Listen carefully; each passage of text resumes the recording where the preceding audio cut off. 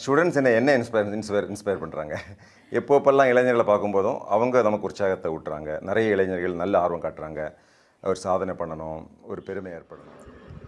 Second part 2 video பார்க்காதவங்க part 1 பார்த்துட்டு வாங்க. நான் டிஸ்கிரிப்ஷனில் லிங்க் தரேன். சரி, நம்ம எல்லாருக்குமே வந்து ஐஏஎஸ் ஐயா, அதாவது நம்ம ஆல்ரெடி ப்ரீவியஸ் வீடியோவில் பார்த்துருப்போம் இறையன்பு ஐயா, அவரை மாதிரியே இவருக்குமே வந்து நிறைய சாதனை பட்டியல்கள் இருக்குது. அதில் நம்ம ஹைலைட்டடாக தான் பார்க்க போகிறோம். ஃபஸ்ட்டு வந்து கோவை மாவட்டம். கோவையில் பார்த்தீங்கன்னா இவர் காவல் ஆணையராக 2010லேருந்து 11 வரைக்கும் பணியாற்றியிருக்காரு. அப்போ வந்து மொடிஷியா மைதானத்தில் உலகத்தமிழ் செம்மொழி மாநாடு வந்து ரொம்ப சிறப்பாக நடைபெற்று தான் நம்ம எல்லாருக்குமே தெரியும். அதுக்கு முக்கிய காரணம் நம்ம சைலேந்திர பாபு ஐயா தான். அது மட்டும் இல்லாமல் இன்னொரு ரொம்ப முக்கியமான இன்னொரு சம்பவம், பச்சிளம் குழந்தைகள் அக்கா தம்பி 2 பேருமே வந்து பாலியல் நோக்கில் வந்து ரொம்ப கொடூரமாக கொலை பண்ணாங்க. இது எத்தனை பேருக்கு தெரியும் தெரியல.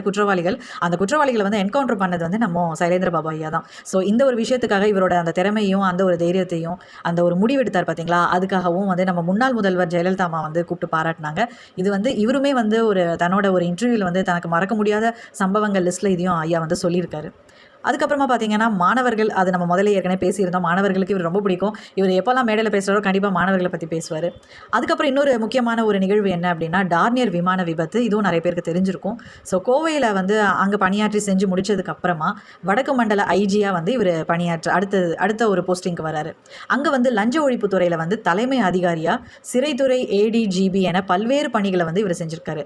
அந்த டைமில் பதவி உயர்வு பெற்று திரும்ப தமிழ்நாடு கடலோர பாதுகாப்பு குழுவில் வந்து கூடுதல் டிஜிபியாகவும் இவர் பணியாற்றிருக்காரு. ஸோ அந்த காலகட்டத்தில் கடலோர காவல் படைக்கு சொந்தமான டார்னியர் விமானம் அப்படின்னு ஒரு இடம் இருக்குது. ஸோ அந்த கடலில் வந்து விழுந்து விபத்துக்குள்ளாயிருச்சு. அந்த விமானம் வந்து அந்த கடலில் விழுந்துருச்சு. அந்த சம்பவத்தில் மீட்பு பணியில் வந்து நம்ம சைலேந்திர பாபு ஐயா வந்து அங்கே இருக்கக்கூடிய படைக்குழுவினரோடு சேர்ந்து ரொம்ப சிறப்பாக பணியாற்றி அதுக்கு வந்து ஒரு ஸ்பெஷலான பாராட்டுகளும் பெற்றிருக்காரு. இதுவும் வந்து ஒரு தன்னோட அந்த லிஸ்ட்டு இருக்கு இல்லையா, தனக்கு பிடிச்ச லிஸ்ட்டு, தனக்கு சாதிச்ச லிஸ்ட்டில் இதுவும் சேர்த்துக்கலாம். அடுத்தது வந்து தற்காப்பு கலை. ஆல்ரெடி வந்து அவர் நிறைய காணொலிகளில் வந்து சைக்கிளிங்கை பற்றி சொல்லியிருக்காரு. சைக்கிளிங் எவ்வளோ இம்பார்ட்டன்ட் அதெல்லாம் சொல்லியிருக்காரு. அதே மாதிரி தீயணைப்பு துறையில் வந்து ஏடிஜிபியாக வந்து நம்ம சைலேந்திர பாபு ஐயா வந்து பொறுப்பு வகித்த அந்த காலகட்டத்தில், அதாவது இது வந்து 2015 சென்னையில் வந்து ஒரு பயங்கரமான வெள்ளம் ஏற்பட்டுச்சு. இது நிறைய பேருக்கு தெரிஞ்சிருக்கும் கண்டிப்பாக. தாம்பரத்தில் முடிச்சூர் உள்ளிட்ட பகுதிகளுக்கு நேரடியாக சென்று நீரில் மூழ்கிய பொதுமக்களை வந்து அவர் காப்பாற்றியிருக்காரு. அதே மாதிரி நிறைய பள்ளிகளுக்கு வந்து இவர் போகும்போதெல்லாம் சொல்லுவார், அந்த மாதிரி தற்காப்புகளை கண்டிப்பாக நீங்கள் அதுக்குண்டான நடவடிக்கை எடுங்க, பயிற்சி தரணும் கண்டிப்பாக, குறிப்பாக பெண் குழந்தைகளுக்கு. ஸோ இன்றைக்கி வந்து ஒரு சில பேரண்ட்ஸ் தான் வந்து அவங்க குழந்தைகளை வந்து அதுவும் வந்து அவங்க அந்த ஜிம் கராத்தே இதெல்லாம் அனுப்புகிறாங்க, சரிதான். பட் பெண் குழந்தையை வச்சிருக்கிற ஒவ்வொரு பேரண்ட்ஸுமே தயவு செஞ்சு ஒவ்வொரு பெண் குழந்தைக்கும் தற்காப்பு கலை கற்றுக் கொடுங்க. என்னதான் நம்ம அவங்களுக்கு அட்வைஸ் பண்ணாலும் சரி, இல்லை அவங்களுக்கு ஒரு அவேர்னஸ் கொண்டுட்டு வந்தாலும் சரி, இன்றைக்கி இருக்கக்கூடிய சோஷியல் மீடியா, இன்றைக்கி இருக்கக்கூடிய அவங்க இந்த ஜென்ரேஷன் அதெல்லாம் வச்சு பார்க்கும்போது அவங்களுக்கு தற்காப்பு கலை கண்டிப்பாக வேணும். இது நம்மளோட கலை தான். நம்ம ஆல்ரெடி மறந்து போயிட்டோம். நம்ம முன்னோர்கள் வந்து இதெல்லாம் அவ்வளோ அழகாக அவங்க கற்று வச்சுருந்துருக்காங்க. அவங்க வந்து அடுத்தடுத்த தலைமுறைக்கு கொஞ்ச நாள் கடத்தி வந்திருக்காங்க. நம்ம வந்து அதை மறந்துட்டோம். ஸோ மீண்டும் வந்து நம்ம தற்காப்பு கலையில் ஏதாவது ஒரு கலையை கற்றுக் கொடுங்க. அதுக்கப்புறமா உங்களுக்கு பிடிச்ச இப்போ மாடர்னைஸ்டு எதுவாக இருந்தாலும் ஸ்போர்ட்ஸ்னாலும் நீங்கள் அதில் சேர்த்துக்கலாம். சொல்லப்போனால் இந்த ஸ்போர்ட்ஸ் எல்லாத்துக்குமே புள்ளியார் சுழி போட்டதே தற்காப்பு கலைன்னு சொல்லலாம். இன்ஃபேக்ட் இப்போ ரீசெண்டாக கூட ஒரு கொஞ்ச நாள் முன்னாடி வந்த ஒரு மூவி ஞாபகம் இருக்குது எனக்கு. தனுஷ் சார் நடிச்சிருப்பார், பட்டாஸ் அப்படிங்கிற படத்தில் ஒரு தற்காப்பு கலை பற்றி தான் சொல்லியிருப்பார். ஸோ இந்த மாதிரி சினிமாவில் வந்து சொல்லும் போது தான் அது ஓரளவுக்காவது மக்களை போய் சேருது. ஸோ இயக்குனர்கள் வந்து நம்ம பாரம்பரிய தற்காப்பு கலை பற்றின ஒரு விஷயத்தை வந்து படமாக்கி மக்களுக்கு வந்து கொண்டு செல்லணும். சரி, அடுத்தது வந்து இவரை பற்றின மேலும் சிறந்த ஒரு சுவாரஸ்யமான இன்னொரு விஷயம் என்ன அப்படின்னா, காக்கி சட்டை. சைலேந்திர பாபு ஐயா வந்து காக்கி சட்டை அணிந்ததற்காக ரொம்ப பெருமைப்பட்ட சம்பவம் எது அப்படின்னு அவரே வந்து ஒரு இன்டர்வியூவில் இதை சொல்லியிருக்காரு. அது என்ன அப்படின்னா, 1997 சிவகங்கையில் வந்து ஒரு சில காவல்துறையினோடு அவர் போயிட்டு இருக்கும்போது அங்கே வந்து பாலத்திலேருந்து ஒரு பேருந்து வந்து ஏரிக்குள்ளே விழுந்துருச்சான். அப்போ வந்து அவர் சொல்கிறார், இந்த மாதிரி நாங்கள் போகிறதுக்கு ஒரு மணி நேரம் அதுக்கு முன்னாடியே வந்து அது விழுந்திருக்கும். ஒரு குத்து மதிப்பாக அவங்க அந்த இடத்துக்கு போய் ரீச் ஆகிறதுக்கு முன்னாடியே அந்த ஒரு பாலத்துலேருந்து அந்த பேருந்து விழுந்திருக்கலாம் அப்படின்னு இவங்க ஜட்ஜ் பண்ணுறாங்க. அப்போது அந்த பேருந்தோட பெரும் பகுதி வந்து முழுகிருச்சு, முக்கால்வாசி இது வந்து முழுகிருச்சு. ஸோ ஏற்கனவே வந்து அதில் நிறைய பேர் தண்ணீரில் மூழ்கி கண்டிப்பாக இறந்துருக்கணும். அப்போது என்னுடன் வந்திருந்த அனைவருமே சிறந்த நீச்சல் வீரர்கள் தான், அவர் கூட அந்த டைமில் போனவங்க எல்லாம். அப்போது நாங்கள் எல்லாருமே சேர்ந்து கொஞ்சம் கூட யோசிக்காமல் ஏரியில் உடனே குதித்து அவங்க எல்லாரையும் காப்பாற்றணும், முடிஞ்ச அளவுக்கு காப்பாற்றணும்.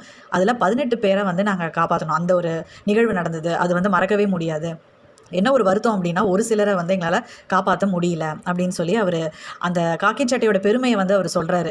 நான் வந்து இந்த ஒரு தருணம் தான் வந்து நான் உண்மையாகவே ரொம்ப பெருமைப்படுறேன், சந்தோஷப்படுறேன், அந்த உயிரை காப்பாற்றினது அப்படின்னு சொல்கிறாரு. ஸோ ரொம்ப ஆச்சரியமாக இருக்குது. ஏன்னா இந்த உலகத்திலே வந்து ஒரு தட்டி கேட்குற உரிமை யாருக்கு இருக்குது அப்படின்னா போலீஸ் டிபார்ட்மெண்ட்டுக்கு தான் இருக்குது. ஏன்னா அவங்க மட்டும்தான் அந்த துப்பாக்கியை யூஸ் பண்ண முடியும், ஷூட் பண்ண முடியும் எல்லாமே. அது அவங்க நேர்மையாக செஞ்சாங்கன்னா தப்பு நடக்க வாய்ப்பே இல்லை. மட்டும் இல்லை, இவருக்கு வந்து நிறைய சின்ன சின்ன சாதனை பட்டியல்கள் நிறைய இருக்குது. அதில் இன்னொன்று என்ன அப்படின்னா சைக்கிளிங். இவர் வந்து காஷ்மீர்லேருந்து கன்னியாகுமரி வரைக்கும் 22 பேர் ஒரு டீமாக போயிட்டு சைக்கிளே அங்கே போயிருக்காங்க, சைக்கிளிங் பண்ணி சாதனை பண்ணியிருக்காங்க. அந்த டைமில் அவருக்கு ஏஜ் வந்து 50. அதுக்கப்புறமா தலைமன்னா டு தனுஷ்கோடியில் வந்து 28 கிலோமீட்டர் தூரம் வந்து ஒரு போலீஸ் டீமோட நீந்தி சாதனை படைச்சிருக்காரு. இந்த மாதிரி எக்கச்சக்க சாதனைகள் பண்ணியிருக்காரு. அதுக்கப்புறமா கடலோர பாதுகாப்பு போலீஸ் பிரிவுலையும் வந்து இவர் உயர் அதிகாரியாக 6 வருடங்கள் இருந்திருக்காரு. கிட்டத்தட்ட அது அந்த கடலோர மாவட்டங்கள் மொத்த கிலோமீட்டர் பார்த்தீங்கன்னா 1071. அப்போ அவ்வளோத்தையுமே வந்து போலீஸால் கண்காணிக்க முடியுமா அப்படின்னா அது கொஞ்சம் கஷ்டம் தான். ஆனால் இவர் அந்த இடத்துல ரொம்ப சாதுரியமாக இன்னொரு விஷயம் பண்ணியிருக்காரு. என்ன அப்படின்னா இளைஞர்களை ரொம்ப விருப்பமுடைய இளைஞர்களெல்லாம் ஒன்று சேர்த்து அந்த இளைஞர்களுக்கெல்லாம் பயிற்சி கொடுத்து கிட்டத்தட்ட 5000க்கும் மேற்பட்ட இளைஞர்களை வந்து அவர் டீமில் சேர்த்துக்கிட்டு அவங்கள வந்து கடலோர கேட் கீப்பர்களாக அவங்களுக்கு அப்பாயிண்ட் பண்ணி அந்த கடலோர காவல் நிலையத்தை வந்து ஒரு 30 காவல் நிலையத்தை வந்து அவர் திறந்து வச்சு அது ரொம்ப சக்ஸஸ்ஃபுல்லாக அவர் அந்த ஒரு பிரிவில் வேலை செய்யும் போதுமே அவர் சக்ஸஸ்ஃபுல்லாக செஞ்சிருக்காரு. ஸோ இவர் எந்த துறையில் போய் வேலை செஞ்சாலும் சரி, ரயில்வே துறையாகட்டும், கடலோர காவல் படையாகட்டும், எந்த துறைக்கு போனாலும் நேர்மையாக, ரொம்ப சின்சியராக, ரொம்ப வித்தியாசமாக, அதாவது அந்த இடத்துல வந்து எப்படி அந்த பிரச்சனையை சால்வ் பண்ணணும் அப்படிங்கிறத பார்ப்பாரு. அதே சமயத்தில் அடுத்த செகண்டே வந்து அந்த நடவடிக்கை எடுப்பார். அதுதான் ரொம்ப இம்பார்ட்டன்ட் பாயிண்ட். ஏன்னா இப்போ ஒரு சின்னதாக ஒரு விஷயம் ஒரு போலீஸில் போய் நம்ம ஃபைல் பண்ணுறோம், கம்ப்ளைண்ட் பண்ணுறோம் அப்படின்னா போலீஸ் நினச்சா அந்த 24 மணி நேரத்தில் அவங்க குற்றவாளி யாருன்னு அவங்களுக்கு நல்லாவே தெரியும். ஏன்னா அவங்களுக்கு அந்தளவுக்கு ரிசோர்ஸ் இருக்குது, கண்டுபிடிக்கிறதுக்கும் ரிசோர்ஸ் இருக்குது, பவரும் இருக்குது. ஆனால் அது ஓகே, உங்களுக்கே தெரியும் ஒரு சில கேஸ்லாம் ஏன் டிலே ஆகுது அப்படின்னு. ஸோ நம்ம சைலேந்திர பாபா ஐயா மாதிரி, அவரை மாதிரி ப்ளஸ் அவர் இல்லை, நிறைய பேர் வந்து லைம்லைட்டுக்கு வந்திருக்க மாட்டாங்க. நேர்மையாக ஒரு சிலர் இருக்கலாம், லைம்லைட்டுக்கு வந்திருக்க மாட்டாங்க. நேர்மையான அதிகாரிகள் ரொம்ப குறைவு அப்படிங்கிறது நம்ம எல்லாருக்குமே நல்லாவே தெரியுது. ஸோ ஒவ்வொரு அதிகாரியுமே நேர்மையாக இருந்தனா தப்புகள் நடக்க வாய்ப்பில்லை. Zafine speaking. Can I speak to... Am I speaking to Sailendra Babu? Yes, I am Sailendra Babu speaking. Sir, can I come and meet you today at 4 o'clock? Yes, you can come. Where do you want to meet me? Sir, I'm going for the IAS interview. Can you give me training for IAS interview? Yes, I can give. Please come. நான் office வரும்போது ஒரு மாணவி தான் பேசினாங்க. ஆனால் உள்ளே வந்தது ஒரு பெரியவர் வந்தார். என்னன்னு கேட்டேன், என் டாக்டரை கூட்டிட்டு வந்திருக்கேன் சார், ஐஏஎஸ் இன்டர்வியூ பயிற்சி கொடுங்கன்னு சொல்லி அந்த அம்மா அவர் கூட்டிட்டு வந்தார். அப்புறம் தான் எனக்கு தெரியும் என்கிட்ட பேசினது இந்த பெனோ ஜஃபைன் அப்படிங்கிறவங்களுக்கு 2 கண்ணும் தெரியாது. சரி, நான் உங்கள்கிட்ட கேட்டேன், பெனோ ஃபஸ்ட் தான் எல்லா மாணவர்களையும் தான் கேட்பேன், நீங்கள் why do you want to become an IAS officer? I like public service. அந்த மாணவிக்கு 2 கண்ணுமே தெரியாது. இந்த மாணவிக்கு பேட்டி கொடுத்துருக்காங்க, நான் அதை கட் பண்ணி வச்சிருக்கேன். என்ன சொல்லுங்க தெரியுமா, எனக்கு படிக்கிறது வாசிக்கிறது நான் ரொம்ப பிடிக்கும் சார். வாழ்க்கையில் கஷ்டம் அப்படின்னு நினைச்சேன்னா எல்லாமே கஷ்டம் தான். I'm saying life is tough, but if you are tough on your life it can be. சரி நண்பர்களே, நம்ம அடுத்த வீடியோவில் வேறு இன்ட்ரெஸ்டிங்கான சிறந்த சாதனை சிற்பிகளோட வரலாறு எடுத்து பார்க்கலாம். தேங்க்யூ.